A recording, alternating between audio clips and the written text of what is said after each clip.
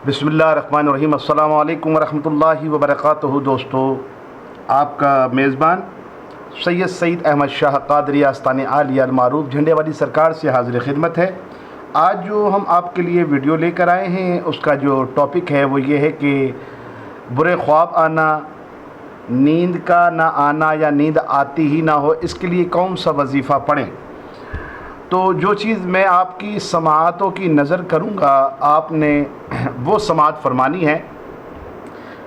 Video मैं बड़ी short बनाता हूँ, बहुत ज़्यादा लंबी नहीं बनाता।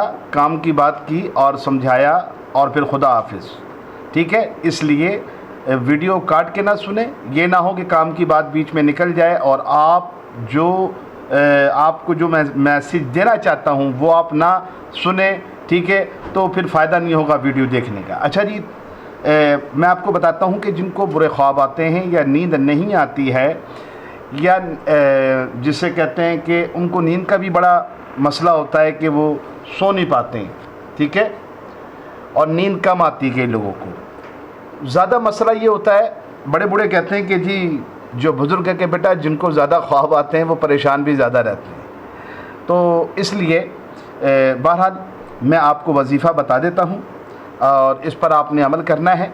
अल्लाह ताला से मैं दुआ करता हूँ कि अगर आपके साथ ऐसा मसला है तो अल्लाह ताला आपको शिफा अता फरमाए। आपने सोते वक्त मेरे व्यूअर, आपने सोते वक्त ये करना है जिनके साथ ये मसला है बुरे ख्वाब का, नींद का या नींद का ना आना, तो वो सोते वक्त इस आयत को पढ़ेंगे जो अभी आपके सामने जो स्क्रीन पे दिखाई भी जाएगी ये आयत, ठीक है ना। इन्नल्लाह व मलाइकतहु युसल्लूना अलन नबी या अय्युहल्लज़ीना आमनु सल्लु अलैहि व सल्लिमु तस्लीमा। इस आयत को आप सोते टाइम चंद बार पढ़ें। अल्लाह के करम से और अल्लाह के फजल से बुरे ख्वाब भी नहीं आएंगे आपको और नींद भी बहुत आपको अच्छी आएगी।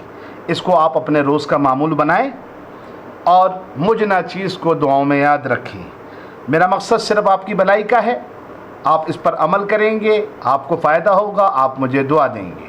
मेरे चैनल पे जितनी भी वीडियोस हैं उसमें काफ़ी दुनिया जो है वो फैज़याब हो रही है। सब मेरे रब का करम है क्योंकि शिफा मिन जानिब अल्लाह है। मैं उम्मीद करता हूँ आपको ये मेरी वीडियो पसंद आई होगी। गुजारिश है दुआ कीजिएगा। अस्सलामु अलैकुम वरहमतुल्लाहि वबरकातुहू।